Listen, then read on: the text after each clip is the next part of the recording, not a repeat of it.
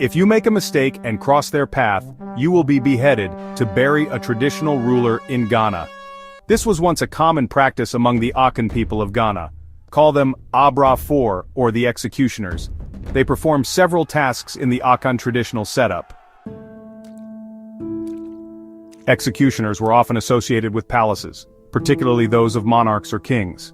Executioners were employed by royal courts to carry out capital punishments, and their roles were usually linked to the palace or its grounds. They were responsible for executing individuals sentenced to death, often by beheading or other forms of execution. The executioner's role was not just about taking a life.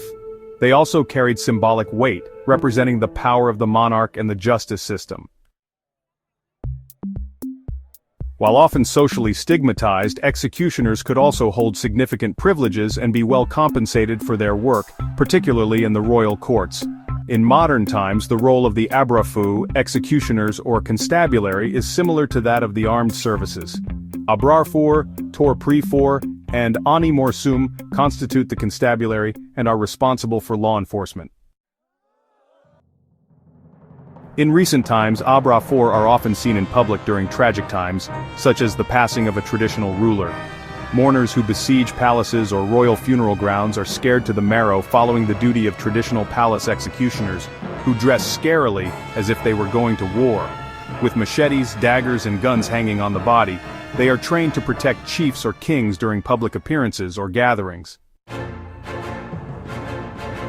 Recently, the Asante king, also known as the Asantehene, attended the burial of one of his subjects. It was really a sight to behold. In 2017, a similar terrific and, scary scene was observed during the passing of his mother, who also served as the queen of the Asante Kingdom. During such periods, the fear of mourners or the public is worsened when the public announcement goes like, "All shops should close," and no one is expected to come out. Everyone should stay indoors until further notice. Residents usually hear this announcement when the body of the deceased queen or paramount chief is to be conveyed to the royal mausoleum, known as Bar Mu among Akans. During this fascinating transition phase, it's crucial to ensure that any humans or animals encountered are immediately dealt with. Specifically, their heads must be severed. This action underscores the intensity of the moment and the stakes involved. In medieval times, dead Asante royal must be buried with at least 7 fresh human heads. Reasons ascribed to burying chiefs or kings with human heads include, first, secrecy. No one must see the ritual performed on the dead royal before burial. Second, stewards or butlers. Deceased royals must have servants to serve them even in eternity. Third, transfer of power and authority. Asantes believed that a deceased royal can only transfer power and authority to a successor, if buried with human heads. The more heads buried with a deceased royal, the more powerful the successor is believed to be, as ancestors are thought to communicate, protect, and guide them during arbitration and war.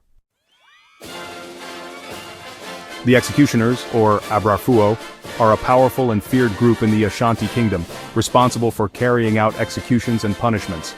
They are respected for their strength, bravery, and loyalty. The executioners hold rich cultural and spiritual significance as well. They play a crucial role in defending the empire and upholding its laws and traditions. They continue to be an important part of Ashanti culture and heritage today, symbolizing strength, loyalty, and justice.